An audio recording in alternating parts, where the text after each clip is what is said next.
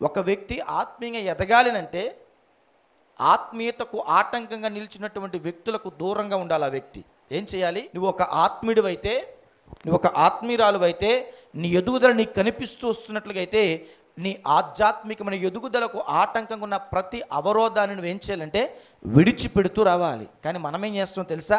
ఆత్మీయ జీవితంలో ఎదుగుతున్నటువంటి మనకు ఆటంకాలు, అవరోధాలు వచ్చినా సరే వారితోనే స్నేహం చేస్తాం. భక్తి జీవితానికి వారు ఆటంకంగా ఉన్నా, నీ ప్రార్థన జీవితానికి ఆటంకంగా ఉన్నా వారికి మనము అంత దూరాన్ని పెట్టం. వారిని ఏం చేస్తాం? మనం పక్కన పెట్టుకుంటాం తెచ్చి.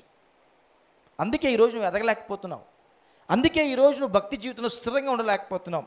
అందుకే ఈరోజు నీ భక్తి జీవితంలో ఇంకా ఆత్మానుసరమైన జీవితంలో నీకు రాకుండా శరీరానుసరమైన జీవితమే నీకు మిగిలిపోయావు. అవునంటారా కాదంటారా? చెప్పండి. అవును. ఇష్మాయేలు ఆ గృహంలో ఉంటే ఇస్సాకు కూడా అలాగనే పరిహాసం ఆడుతాడు, అలాగనే హింసలు పెడతాడు, అలాగనే శరీర సంబంధమైనటువంటి మనుష్యుని వలె బ్రతుకుతాడు.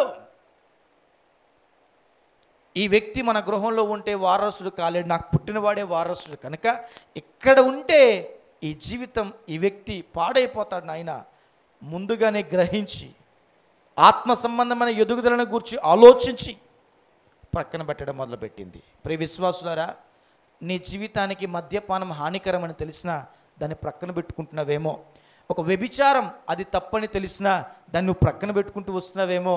ఒక శరీర సంబంధమైనటువంటి సుఖం మీద మనస్సు పడి దాన్ని విడిచిపెట్టకుండా దేవుని వాక్యం ఎన్ని మార్లు విన్నా సరే దాన్ని ప్రక్కన పెట్టుకుంటూ వస్తున్నావేమో.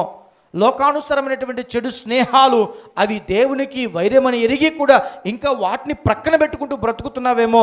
అయితే నీ ఆత్మ సంబంధమైన ఎదుగుదలకు ఏమాత్రం అవి ఉపయోగకరం కాదు.